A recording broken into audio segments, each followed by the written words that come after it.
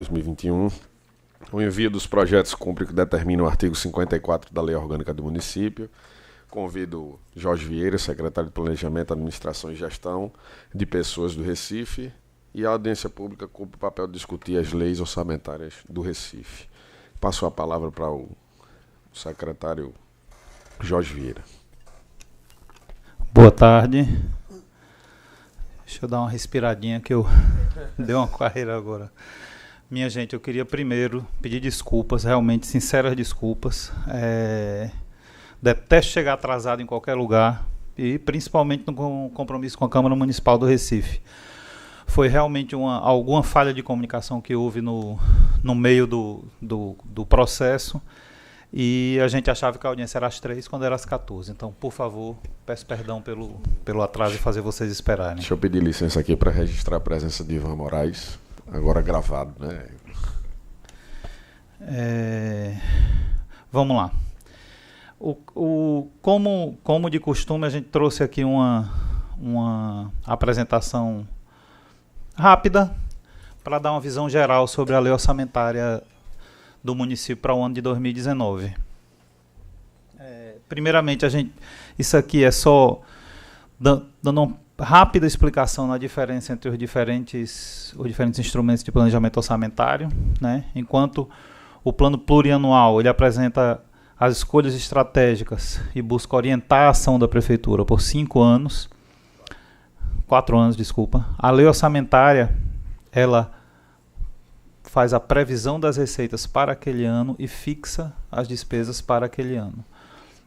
Além dessas duas, a gente tem a LDO, né, a Lei de Diretrizes Orçamentárias, que ela determina a tecnicidade do orçamento, como é que o orçamento vai ser gerido e mexido ou suplementado durante o ano de vigência da lei orçamentária.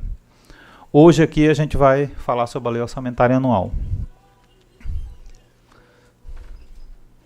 Assim, eu coloquei 2 slides aí, esse é o primeiro, para só dar uma visão rápida do que todos nós já sabemos e sentimos na pele, né?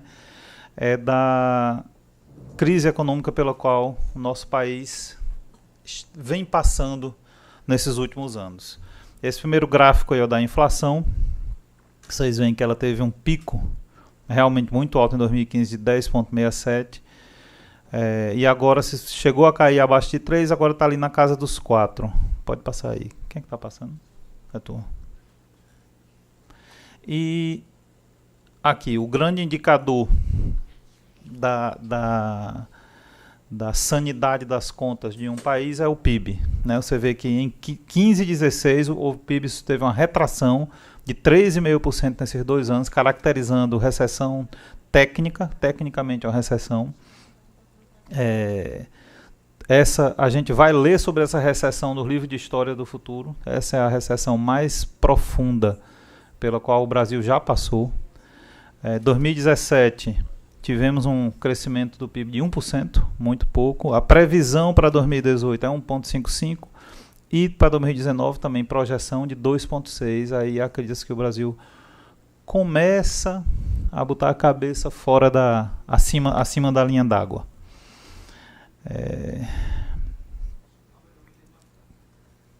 E aqui, passando aí a análise sobre a situação do Brasil, isso aqui é um demonstrativo dos últimos anos da nossa Lua. O valor total da nossa Lua, como ele variou desde 15.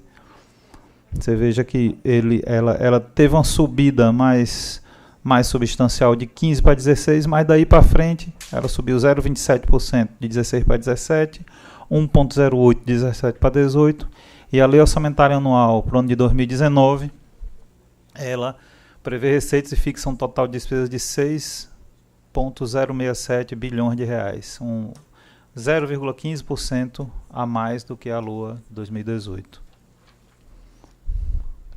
Eu estou falando muito rápido, gente, é porque eu cheguei correndo. Eu acho que eu estou.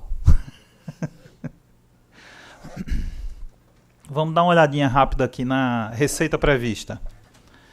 A gente vê aí, a gente fez uma comparação entre 18 e 19 na composição da receita do município, você vê que a prefeitura está fazendo um esforço para melhorar a arrecadação, para eficientizar a arrecadação das receitas, tanto que você vê a fatia maior ali, que é esse azul mais vivo, mais claro, são as fontes próprias. Elas subiram de 3,27 para 3,45, 3,5%, e na participação geral da receita ela passou de 54% para 57%. Você nota que os tipos de receita onde há uma redução, tanto na participação quanto no valor delas, é nas operações de crédito, aquele azul escuro ali em cima, e nos convênios, que é o cinza mais claro. Isso reflete realmente os tempos mais difíceis que a gente tem tido de captação de recursos junto ao governo federal, tanto de convênio quanto de operação de crédito. Embora a redução não tenha sido substancial e significativa, né? As outras receitas, você pode ver até lá embaixo no asterisco, são 90% delas representadas pelas receitas previdenciárias, SUS e Fundeb, e mais outras menores aí. Esse grupo aí de outras receitas que em 2018 representou 26% da receita prevista, 2019 27%.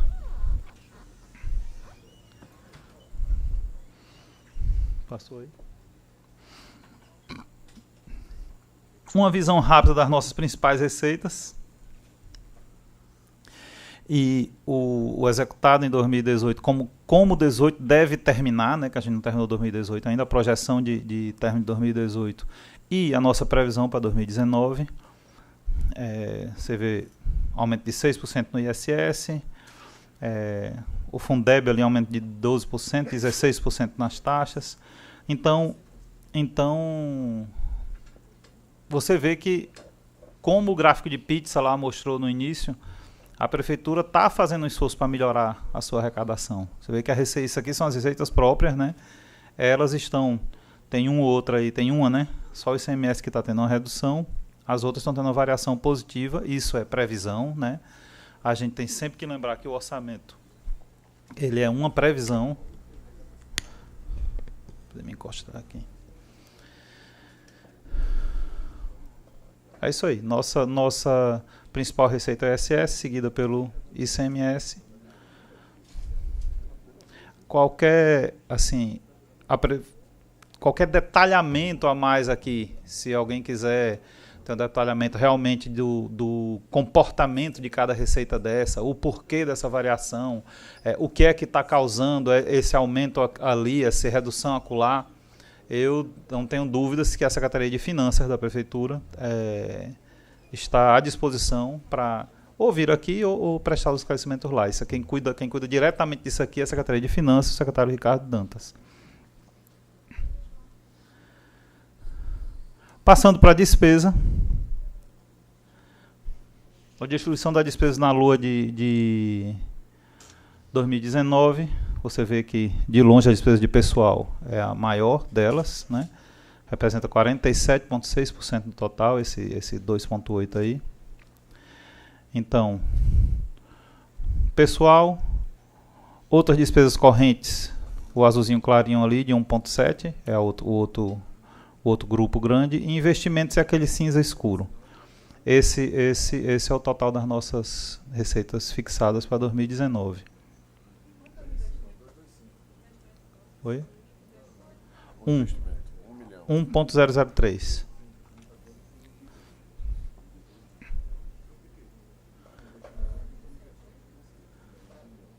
Pode passar. Aqui, só para evidenciar os recursos que a gente repassa para a Câmara Municipal do Recife, obedecendo o 10º, né? A memória de cálculo disso aí está lá na lua, explicadinho direitinho como foi calculado esse repasse, que é 4,5% de uma composição específica de receitas determinada por lei. Lá na lua tem lá a memóriazinha de cálculo certinho para mostrar esse cálculo aí. Vai ser um total de 157 milhões em 2019, dessa forma dividido aí, como está na tabela aí.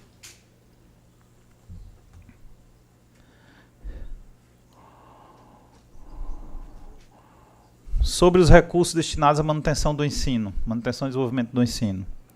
O mínimo legal, determinado pela Constituição Federal, é de 25%. Esse mínimo, considerando a receita prevista para 2019, seria uma aplicação de 810 milhões de reais em educação. Nós já destinamos na Lua um valor a mais do que isso, de 826 milhões, para já ter uma margenzinha mesmo de segurança. E além disso, você vê que lá embaixo tem um orçamento total de 946 milhões. E como é isso? Se o mínimo é 810, destinado ao mínimo 826 e o orçamento total 946. É porque tem algumas despesas aí da educação que o Tribunal de Contas do Estado não reconhece como despesa de manutenção da educação.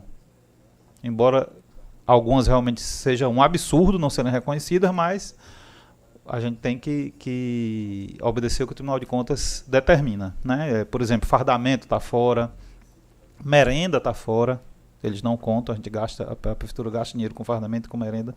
Então essa diferença aqui de 826 para 946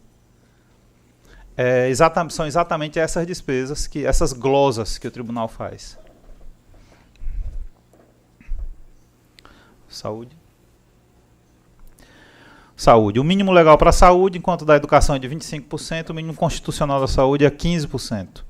Isso daria um total de 486 milhões. Nós já temos destinado na Lua 600 milhões para despesas com saúde. Então, bastante acima dos 15% mínimos constitucionais. O orçamento total é de 615 milhões, porque aí tem algumas fontes que não contam para esse mínimo. São fontes específicas que não contam nos 15%.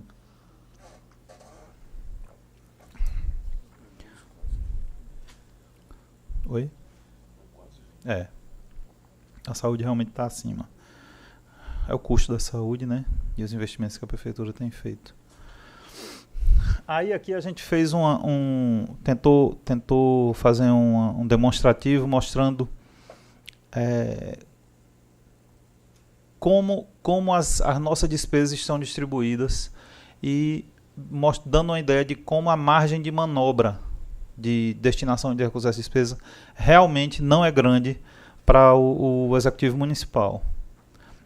Se a gente pegar ali o total da lei orçamentária na primeira linha, 6.067, desses 864 são de operações de crédito e convênios, administração direta, 601 de recursos previdenciários e 618 de transferência do SUAS, da assistência social, da administração direta. Então, essas três verbas aí são verbas carimbadas. Convênio é carimbado, operação de crédito normalmente é carimbado, recursos previdenciários também, o que nos deixa um saldo de 3.900. 3.982, quase 4. Desses 3.982, a gente tem 3.717 de despesas obrigatórias, ali discriminadas. 1.2 de pessoal, 946 de educação, que a gente acabou de ver, 615 de saúde, 303 que é gasto na manutenção urbana, 216 de encargo da dívida, 157 que vêm para a Câmara, 169 despesas com fontes vinculadas, Saúde Recife, contribuições PIS/PASEP, sentenças e depósitos judiciais. O que deixa um saldo, a gente chamou de saldo discricionário, que é o saldo que a administração municipal pode decidir, vou botar aqui ou ali, de 265 milhões, 7% da despesa total fixada de 6.067 bi, apenas 265 milhões estão, digamos assim, são de livre alocação.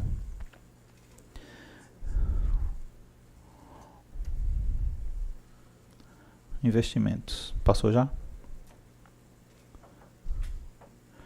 Os principais investimentos previstos na Lua são esses aí. Infraestrutura urbana, que é canais, encostas, pavimentação, saneamento e habitação, saúde, educação e demais áreas. Esse percentual é o percentual do total de investimento que está previsto lá. É natural que coisas como infraestrutura e como saneamento são essas secretarias que têm os maiores convênios e são obras, né? A gente está falando de obras grandes, então é natural que o volume de recursos seja maior. Eu digo isso porque pode parecer, alguém pode olhar e dizer, meu Deus, eles investem 41% em infraestrutura e 7% em educação. É porque investimento em infraestrutura é caro, o volume de recursos é grande. Quando você está falando de uma nova perimetral, um corredor, um sistema de abastecimento da água, são obras que têm um volume de recurso grande. Enquanto, por exemplo, a construção de creche e de escola é uma coisa custa menos, né? Aqui uma palavrinha só rápida sobre as emendas parlamentares, né? Não é aqui nesse fórum que elas são discutidas e depois nas reuniões na Comissão de Finanças, mas é só uma pincelada para mostrar qual é a base legal para a elaboração dessas emendas. Toda emenda constitucional, toda emenda à LOA da Câmara Municipal, ela tem que passar pelo crivo das regras da Constituição Federal, da Lei Orgânica do Município, da Lei 4320, que é o Código de Administração Financeira da União, da Lei de Responsabilidade Fiscal, a Lei Complementar 101 do ano 2000, e da LDO de 2019, que, como eu falei, é quem dá as diretrizes para a operação do orçamento do ano. E terminou. Isso é a visão geral que a gente queria dar. Rafael, se alguém tiver alguma pergunta, algum comentário. Vou abrir agora para as inscrições. Quem quiser falar aqui, procurar a Rayane, por favor. Já tem alguém inscrito já? André, né? André, gabinete de Ivan Moraes. Bem, boa tarde. Boa tarde, secretário. Eu tenho duas questões que eu queria compreender melhor. A gente se debruçou sobre o projeto de lei e duas questões ficaram em dúvida. Uma primeira diz respeito à verificação de algumas dotações orçamentárias que, pela série histórica recente, elas se apresentam ou muito aquém do que vem sendo executado ou muito além, né? Ou seja, tem crédito demais, observando os últimos anos, ou tem crédito de menos. Aí eu queria entender o porquê dessas situações. Eu vou dar exemplos concretos. Um é um crédito de um projeto de atividade do Recifim, que, por exemplo, esse ano ele teve 306 milhões de dotação para 2018 e ele está com a dotação atualizada de 240, ou seja, houve 60 milhões de anulação de crédito. Essa anulação de crédito ela se destinou, sobretudo, foram vários decretos do prefeito suplementando ações de publicidade ou ações do programa de fortalecimento do destino turístico do Recife. Uhum. Então, não é algo pequeno, é um volume extremamente significativo. Aí era entender o que justifica a gente ter uma situação desse sentido, no caso, uma grande dotação, que no final do ano você tem uma anulação muito significativa. Por outro lado, as que receberam, né, ou seja, dotações pequenas, tímidas, e que no transcorrer do ano tem recorrentes decretos de suplementação. Sim, Vou dar o exemplo de uma ação específica, que é a coordenação das ações de comunicação da Prefeitura, que iniciou o ano com 10 milhões e hoje está com 72 milhões nessa ação de dotação orçamentária. Então sua em pergunta... 2019... Não, eu estou dando o histórico. Em 2019, algumas dessas situações se repetem. Uhum. No caso do Recifim, a gente está com a dotação prevista de 260 milhões para 2019. E quando a gente hoje no portal verifica que foram executados 155 liquidado. Ou seja, é uma expectativa de crescimento muito significativa para o próximo ano. O que justificaria isso? Por outro lado, aí eu volto lá para a comunicação. A ação de coordenação da comunicação da Prefeitura está propondo para o ano que vem 12 milhões. Eram 10 inicial esse ano, está em 70. Para o ano que vem tem 12. No entanto, quando a gente observa por elemento, por categoria, 9,7 milhões é para pessoal. Ou seja, a lei orçamentária está estabelecendo 3 milhões de despesas correntes para publicidade, para comunicação. Quando a média histórica é muito maior. Esse ano nós estamos em 40 milhões de execução.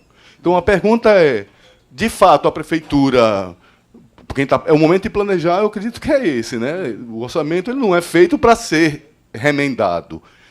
O remendo é uma alternativa, né? A gente não pode iniciar o planejamento considerando que a gente vai ter suplementações com volumes tão significativos. O que justificaria isso? Eu teria outros exemplos a dar, que eu verifiquei de 2019. Além da comunicação, o programa de fortalecimento do destino turístico, o programa de festividades, eu não sei como o prefeito vai resolver esse ano para fazer o carnaval. Porque, se a gente observar a dotação orçamentária prevista lá na Fundação de Cultura, está propondo 24 milhões de dotação para essa ação, que é a promoção de eventos, festividades, que não é só carnaval, é o ciclo junino, o ciclo natalino, o ciclo do carnaval, os demais, né, festividades da cidade, 24 milhões. Dessas, 17, está também lá na lei orçamentária, Arthur, 17 são de uma doação da Impetur para o carnaval. E outros 1.000, que é a contrapartida disso, sobra, de fato, 6,3 da fonte 100. Está lá na planilha da lei orçamentária. Ou seja, quando eu olho a média histórica, de fonte 100 executada nessa ação, eu tenho, de 2013 para cá, nenhum valor inferior a 50 milhões. Como é que o prefeito vai, se nos últimos 5 anos, a média de gasto na fonte 100 é em torno de 50 milhões, e eu posso até dizer os números, 50,7 em 2013, 61,3 em 2014, 77 em 2015, 48 em 2016, 46 em 2017. Esse ano já está liquidado 55 milhões da fonte 100 em festividades. Como justifica colocar 6 para o ano que vem? Aí eu queria entender, ou se a gente já começa prevendo que vai ter suplementações mesmo. André, você tem Obrigado. razão. Nada. Você tem razão na sua análise. Se você olhar mais, se você continuar a sua análise, você vai ver que é a mesma coisa quando você diz que a execução foi essa. Da mesma forma também, no início o orçamento não era esse, né? Ele foi mudando ao longo do ano, né? Infelizmente, no início do ano, as receitas que a gente tem para distribuir, informada pelos órgãos, informada pela Previdência, informada por cada órgão, o exercício que se faz lá é tentar distribuir essa receita, e a gente sabe que durante o ano a execução não vai acompanhar o que as pessoas mesmo previram. E é nesse momento que a gente faz os ajustes durante o ano. Às vezes não dá realmente, mesmo que a gente saiba que, por exemplo, eu sei que a parte de festas, de carnaval, vai dar mais do que isso. A gente sabe que vai dar mais do que isso. Mas eu não tinha como tirar dos outros. Então, o que é que a gente faz? A gente espera eles mesmos verem que a execução não vai se concretizar do jeito que informaram, e a gente aí então começa a ajustar o orçamento. Arthur, quer dizer mais alguma coisa? Pode ser. Pega o microfone, por favor.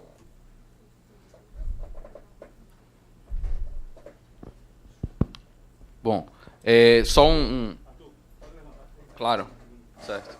Só dois Senta esclarecimentos extras aí, né, que podem ajudar a compreensão. Um deles é que o tempo em que a lei orçamentária é feita, é construída, em geral a gente fecha tudo até o mês de agosto do exercício anterior.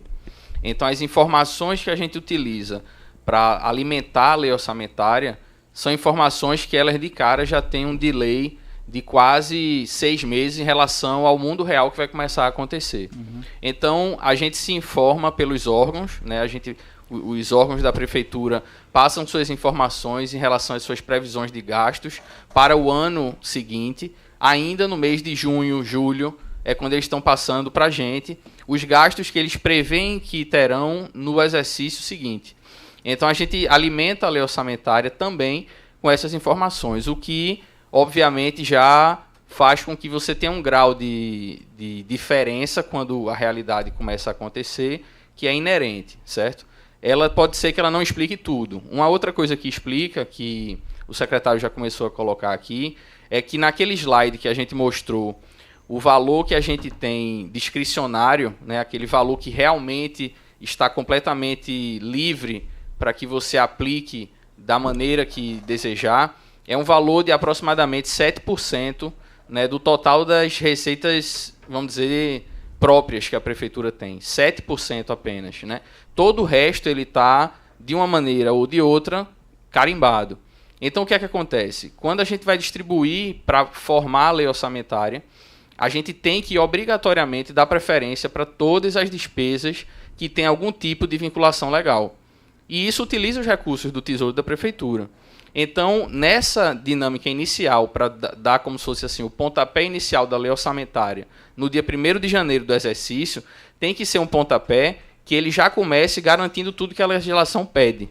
E, nesse caso, é natural que as despesas discricionárias, que são aquelas que não há uma obrigação legal natural ali, elas sejam, naquele momento inicial, colocadas, vamos dizer assim, em segundo plano. Ou seja, elas têm que sofrer mais no começo, para que as outras que a lei manda você proteger sejam protegidas.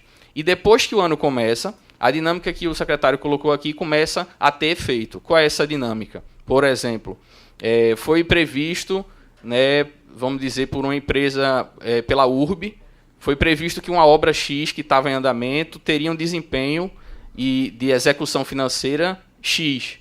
E quando você vai ver, aquele desempenho, por alguma razão técnica ou até prática, às vezes, sei lá, está chovendo muito. Então, toda obra, quando está chovendo muito, o pessoal pega mais leve porque não pode correr com a obra. Então, isso faz com que você gaste menos e tenha uma execução financeira menor daquela obra e sobre recursos.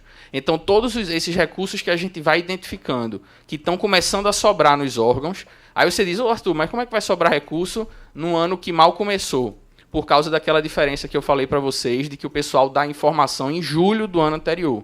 Quando o ano começa de verdade e as despesas começam a aparecer, como é que eu posso dizer, realmente naquele órgão, você confronta a despesa real que está aparecendo com o que a pessoa tinha previsto que teria, e aí começam aqui e ali a dar casos em que você vê que acabou que aquele órgão ficou com algum recurso demais, ou a maior. E a gente começa, então, a puxar esses recursos para fazer com que aquelas despesas discricionárias que foram, entre aspas, deixadas em segundo plano, no começo da lei orçamentária, possam passar a ser alimentadas e, vamos dizer assim, robustecidas. E aí os dois casos que André falou são casos clássicos disso.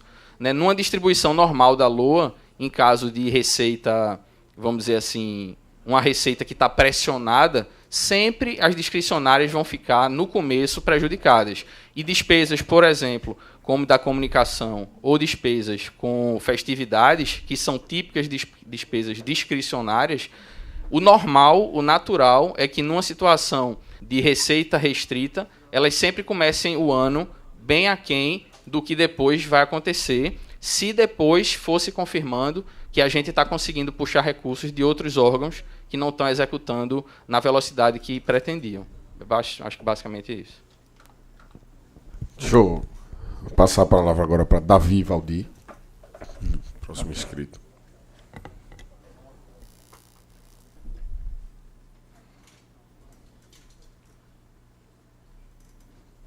Boa tarde.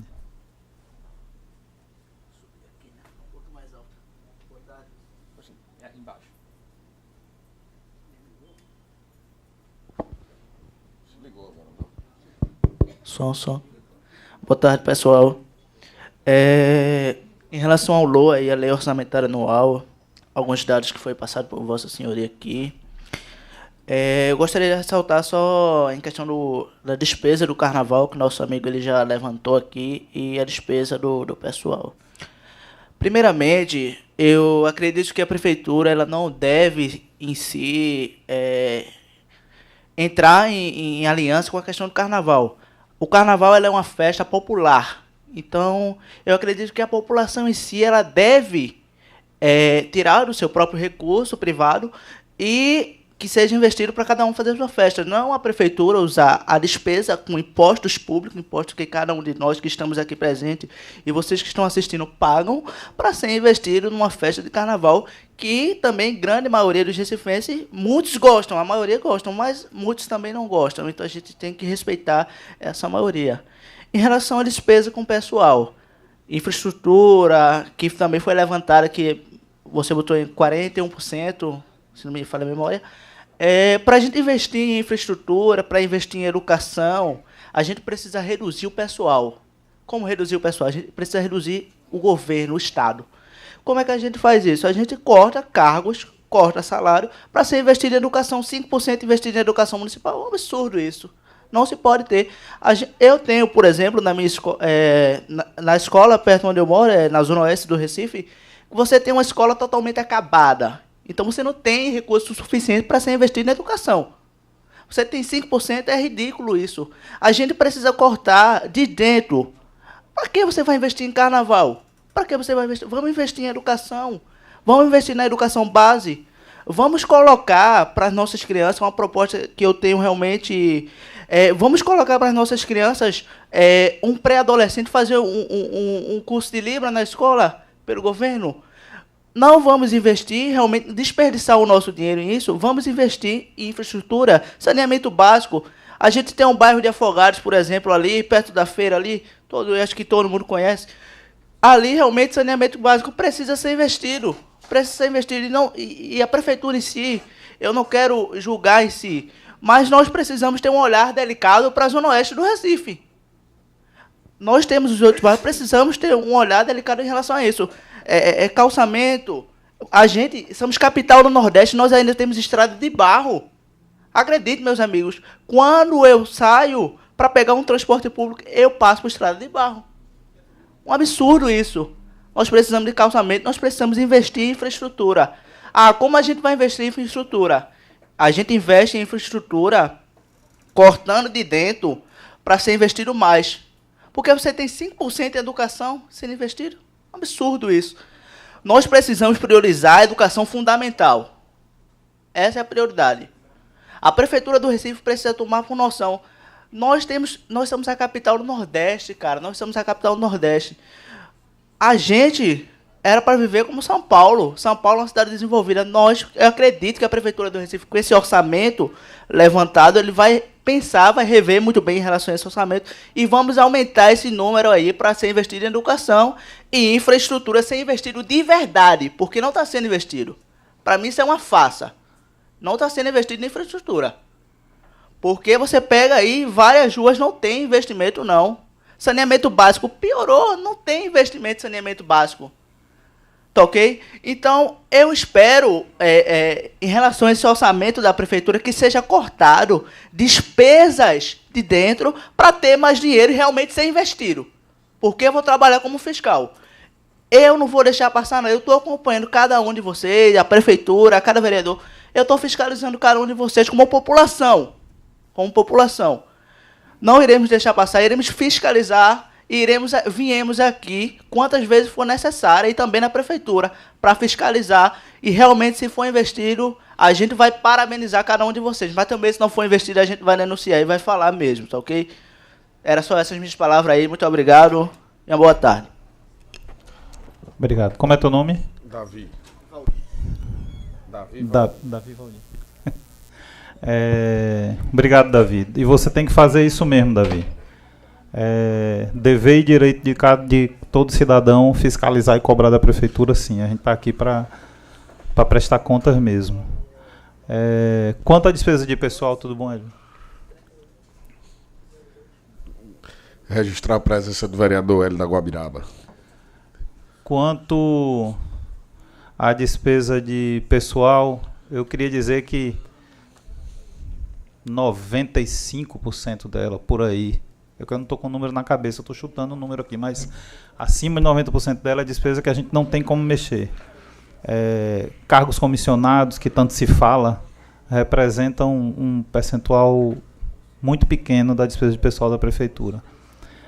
Investimento em educação, que você falou bastante, Davi. Esta prefeitura, essa gestão investiu em educação o dobro, mais do que o dobro do que as duas gestões passadas. A primeira gestão do prefeito Geraldo Júlio investiu em educação 2 vezes o que tinha sido investido em 12 anos anteriores somados. Nós estamos investindo em educação acima dos 25% constitucional permitido. A gente investe, se você considerar a glosa, a gente investe perto de 30% em educação da receita corrente líquida do município. Aqueles 5, 7% que você viu ali, é 5% da lei orçamentária anual, que envolve várias outras fontes, receitas de convênio, receita de operação de crédito, que infla o número geral. Mas o investimento de educação em Recife é recorde. Ainda temos problemas na educação? Temos muitos. Ainda tem escola em estado precário? Tem sim, a gente sabe que tem. Mas não se requalifica uma rede de mais de 300 escolas para deixar cada escola na forma ideal, como deve ser. Não se consegue fazer isso em 4, 8, nem 10 anos. Isso é coisa que leva tempo. E a prefeitura tem optado por, ao mesmo tempo que investe na infraestrutura, construindo e inaugurando creches escola e escola de padrão que não ficam nada a dever às melhores escolas privadas do Recife. As novas que estão sendo abertas estão todas de altíssimo padrão. A gente acredita, o prefeito acredita... Oi? As reformas também. As reformas também, o prefeito reinaugurou uma escola essa semana.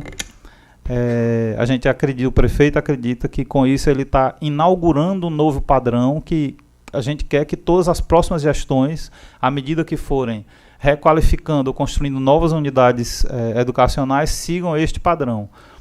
Um dos grandes exemplos de investimento em educação da Prefeitura do Recife, na gestão do prefeito Geraldo Júlio, foi o programa Robótica na Escola, que deu aos nossos alunos, crianças vindo das comunidades mais carentes do Recife, porque como é tradicionalmente a escolha das escolas aqui em Recife.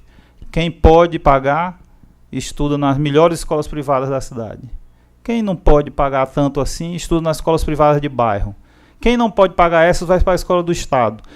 Quem não consegue vai no do Estado, vai para o município. Então, historicamente, o que a gente recebeu foi isso. As nossas escolas atendem, de fato, a comunidade mais carente da cidade. E a gente tem esses meninos hoje estudando robótica com equipamentos de última geração. Aí você diz, mas tem uma escola com a goteira lá no alto do Genipapo. Tem, porque não deu tempo de requalificar todas ainda, mas a prefeitura decidiu investir ao mesmo tempo em infraestrutura e ao mesmo tempo na sala de aula. Acho que é isso. Próximo, André. Ok, André. A outra questão, e aí eu vou pegar já o gancho da educação que o senhor citou. Claro, é reconhecido em termos de volume que a gestão quantitativamente tem investido muito em educação, em saúde, muito mais do que os 15%. Esse ano aí, com a expectativa de chegar próximo aos 20%. Mas a gente precisa discutir a qualidade desse investimento, secretário, e, de todo modo, a gente tem que falar de opções. Okay. Eu queria... o senhor falou que a prefeitura fez a opção de investir na tecnologia e, em paralelo, ir qualificando as escolas. Mas aí eu volto para as dotações do ano que vem, previstas para o ano que vem. A prefeitura está propondo 10,5 milhões de recursos próprios para o programa de manutenção do quadro tecnológico. É louvável.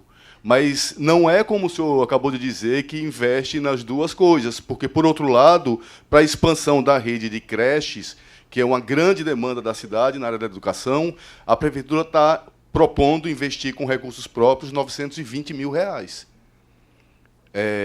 Tem uma previsão de 7 milhões do FNDE chegarem, mas estamos aqui tratando de recursos próprios, como o senhor mesmo acabou de falar, que a prefeitura tem feito um esforço de distribuir isso, ou seja, na infraestrutura, mas também não perder de vista a questão tecnológica. razoável, mas eu creio que esses números nos demonstram essa razoabilidade de tratamento, né? Considerando, inclusive, que esses recursos, muitos deles ou de convênios ou de operações de crédito, a gente tem visto na execução dos últimos anos, muitos deles são frustrados, não são executados.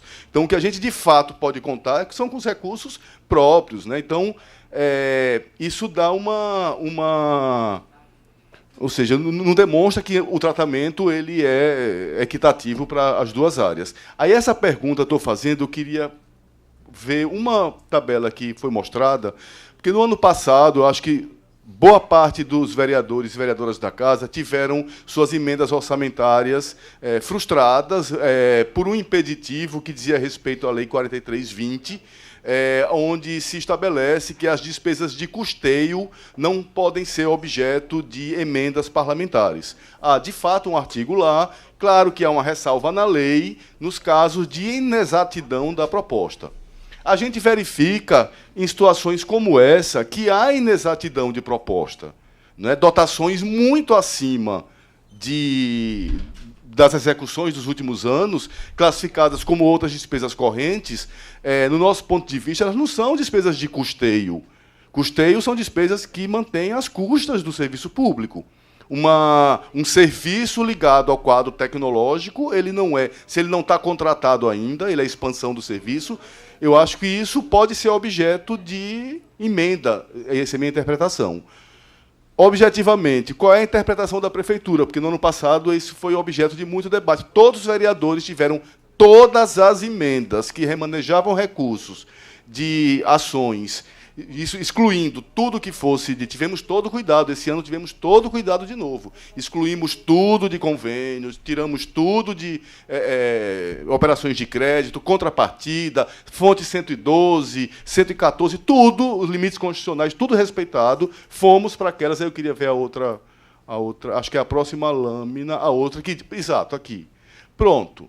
Em tese, o que o senhor está dizendo para a gente é que aqui ninguém pode mexer, e que a gente poderia mexer aqui. Mas esse discricionário, há outras despesas correntes aqui, sim, que são as não contratadas, não contratos, não... Ok. Então, esse é um entendimento novo para esse ano. No ano passado, a gente foi mais radical na interpretação, né? O que não fosse investimento não poderia mexer. Então, caíram todas as emendas. Não, mas isso foi o que aconteceu. Aí o presidente da comissão, ele pode... Realmente, na prática foi mais ou menos isso que aconteceu. aconteceu. Todas as emendas que nós tínhamos que diziam respeito a despesas correntes, elas foram vetadas de anulação de crédito para... Mas a interpretação permanece. O que eu estou querendo dizer aí é que na hora que a prefeitura aloca o orçamento, só 7% ela pode decidir onde alocar, que o resto já é obrigatório, já está alocado. Tudo bem, mas o que disso pode ser objeto? Que objetivamente, acho que é isso que os vereadores e vereadoras precisam saber. O que objetivamente pode ser objeto de emenda, no sentido de se extrair dotações para suplementar em outro lugar? Mas isso precisa ser muito objetivamente. Algumas ODCs podem ou não. Foi ODC, não pode. Isso precisa ser dito, porque se for isso de fato, é praticamente nada. Porque quase tudo, na URB não tem 1 centavo. 1 centavo. Tudo ou é contrapartida, tudo que é investimento. Todos os investimentos da prefeitura hoje, praticamente, são amarrados. Ou são despesas discricionárias com pessoal. Que aí a gente não sabe se isso está contratado ou é previsão de expansão. É outra despesa corrente, é um serviço de expansão ou é um serviço já contratado. E aí a Câmara não tem essa informação. E aí, na prática, nós que, enfim, as assessorias que trabalham com os mandatos, a gente fica muito amarrado em como...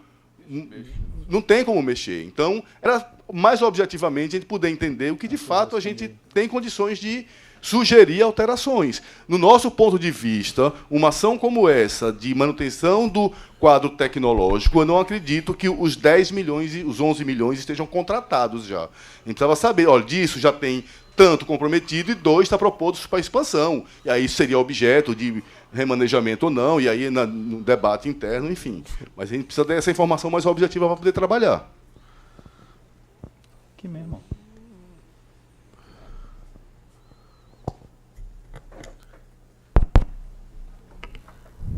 Bom, vamos lá. Eu acho que eu preferi esse outro mesmo. porque aí dá para eu me virar aqui e explicar, tá certo? Vamos lá. Primeiro, um esclarecimento. Em relação a esse valor que vocês veem aqui embaixo, de 265 milhões, que a gente nomeou como saldo discricionário, tá?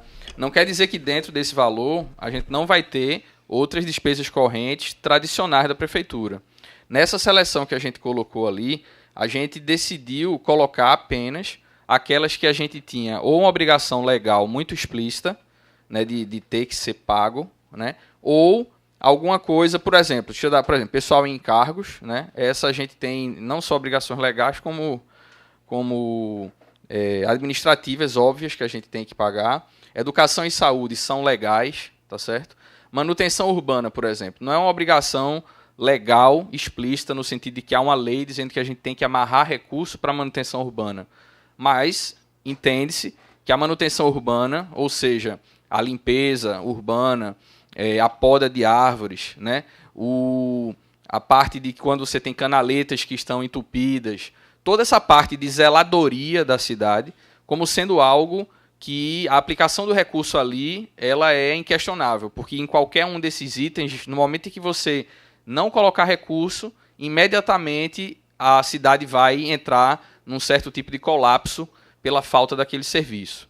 Então a gente colocou a manutenção urbana para deixar isso muito explícito, né? É um recurso que, de modo algum, qualquer prefeitura, qualquer gestão vai poder se dar o luxo de dizer, não, eu não vou botar recurso em manutenção urbana. Não, esse recurso vai ter que ser colocado.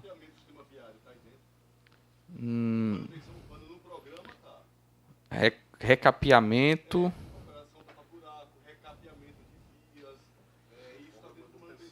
Eu preciso checar só como é. Eu preciso só checar como é que a gente construiu essa manutenção urbana, mas eu posso te dar essa informação depois, certo? A dívida da prefeitura, o principal e os encargos, isso é por questão legal também da LRF. Ela tem que ter uma preferência para ser pago, né? Esse recurso a gente tem que deixar já amarrado. A Câmara Municipal do Recife é o 12º, então é obrigação constitucional, a gente não tem o que escolher. As despesas com fontes vinculadas, que fontes são essas, né? Tem o PROCON, o recurso que entra do PROCON tem que ser obrigatoriamente reutilizado no PROCON, né?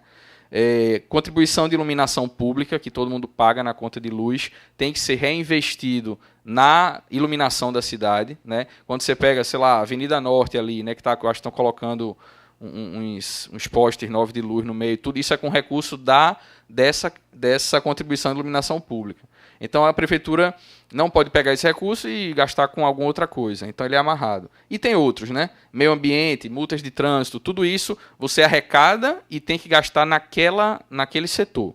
Então por isso que elas estão ali. O ANPAS, que é o quê? É o Saúde Recife, né? Da prefeitura, para os servidores da prefeitura, que tem o Saúde Recife e utilizam. É um recurso que também ele é totalmente amarrado. E contribuições do PIS/PASEP, né? Isso é legislação. E a questão de depósitos judiciais ou sentenças de precatórios dadas pelo Poder Judiciário, que a gente é obrigado a cumprir. Fora isso aí, a gente não botou, por exemplo, as contas de luz e água da prefeitura. A conta de luz e água é enorme, mas a gente não botou aqui, certo? A gente não botou a alocação de veículos na prefeitura, que são utilizados para o dia a dia administrativo. Está dentro dos 200. Combustível. Né? Tudo isso, veja, combustível, tudo isso está dentro dos 265, só para ficar claro que não é que a prefeitura tem 265 milhões e diga, oba, eu não tenho mais nada para pagar e agora eu vou escolher o que eu vou fazer com esse dinheiro. Não é assim. Ele ainda vai ter que pagar com esse recurso água, luz, telefone, internet, combustível, locação de veículos, limpeza de dentro do prédio, dos prédios da prefeitura, locação dos prédios que a prefeitura tem fora da sede. Ou seja, quando você vai colocando todas essas outras, elas são discricionárias, depende de como você vai lidar com esse conceito. Porque se você quiser deixar de pagar a CELP, você deixa de pagar 2 meses só, porque depois você vai ficar sem luz, né? Então, até nesse sentido, essa discricionariedade desse valor é simbólica, né? É muita amarração. Agora, eu queria fazer um outro esclarecimento, que é muito interessante, porque tem a ver totalmente com o papel da Câmara na questão das peças orçamentárias, e que nem sempre talvez tenha ficado claro, né? O fato de ter aquelas legislações que a gente colocou, que realmente não há o que discutir, elas dificultam infinitamente a vida de qualquer vereador que queira mexer no orçamento mesmo, jogando recurso, tirando daqui e colocando ali, né? Apesar de haver essa dificuldade e ela não ter sido gratuita, ou seja, o legislador, quando fez isso, ele fez isso porque ele sabe da complexidade e da carga de exigências legais que são colocadas em cima da lei orçamentária. E que depois de que a gente constrói tudo isso, procurando observar e atender todas as legislações, qualquer alteração que vier sugerida para se fazer é como se fosse um joguinho de dominó, que você derruba só uma peça e ele sai derrubando as peças tudo em dominó. Ou seja, se você efetivamente tira um recurso que está em algum local, que já foi colocado ali, respeitando toda a legislação, e você tira dali e joga em outro, ok. Só que isso vai ter infinitas repercussões em diversos relatórios, em um monte de coisa, e a lei que estava toda equilibradazinha ali, ela agora vai estar balançando e você vai ter que gastar maior energia para fazer ela se equilibrar de novo. Se equilibrar onde? Em cima das muitas exigências legais. Então, esses impeditivos legais não foram colocados de graça. Foram colocados para preservar a estrutura da lei. Aí você pode perguntar, sim, mas e a Câmara, então? Vai fazer o quê? Um dos papéis que a própria lei exalta e que o Legislativo tem nessa questão das peças orçamentárias, mas que aqui isso fica um pouco diminuído, não é anulado, mas fica diminuído, é porque muitos poderes executivos de diversas prefeituras, né, o Brasil tem mais de 5 mil prefeituras, mas tirando as 27 capitais e mais 15 ou 20 grandes cidades, a maioria delas não tem estrutura para fazer uma lei orçamentária que cumpra as exigências legais. Ou seja, quando a lei orçamentária chega na Câmara Municipal, ela chega toda troncha, falando de forma bem simples, tá certo? Ela chega toda errada. Então ela vem sem cumprir os princípios constitucionais que existem nas peças orçamentárias. Existem diversos princípios, o princípio da unicidade, o princípio da exclusividade.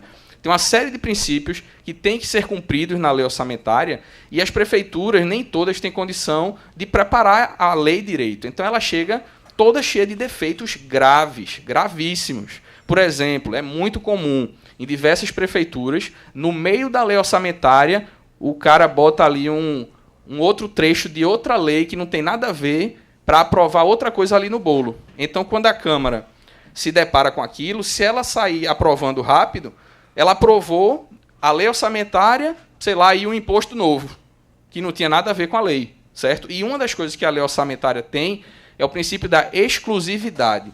Ela só pode legislar sobre o orçamento. Ela não pode legislar sobre o orçamento e batizar o nome de uma rua. É proibido por lei. Mas, se a Câmara não prestar atenção, o legislador ou o executivo pode chegar lá e botar um monte de leizinha ali no meio. Quando a Câmara viu, aprovou, pronto, aprovou, está aprovado. Certo? Então, todos os princípios legais que regem a lei orçamentária precisam ser zelados. O grande guardião desses princípios é a Câmara.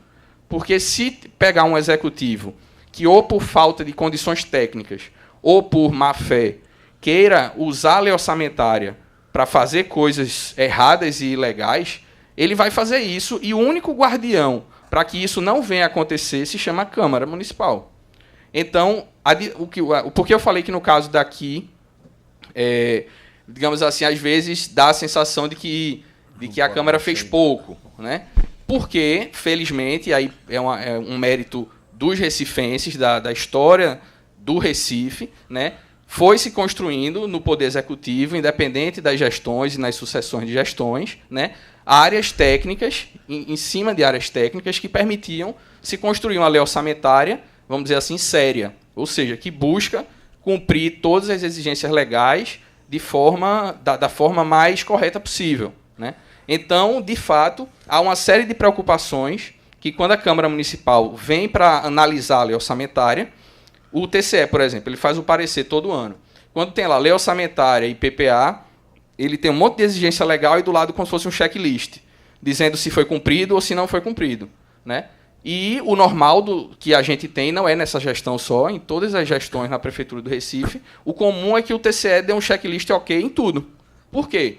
Porque as áreas técnicas que cuidam de orçamento são atentas, né, são capacitadas e procuram fazer uma lei orçamentária correta, né? Então, isso diminui entre aspas, o trabalho da Câmara. Não é que a Câmara tem que abrir mão de ser a zeladora, a guardiã, né, da lei orçamentária para a população. Mas ela vai para cima e olha, e felizmente, se for o caso, vai ver que está tudo ok. Né, que a lei está cumprindo todos os pressupostos legais, todos os princípios constitucionais colocados sobre a lei orçamentária e o PPA.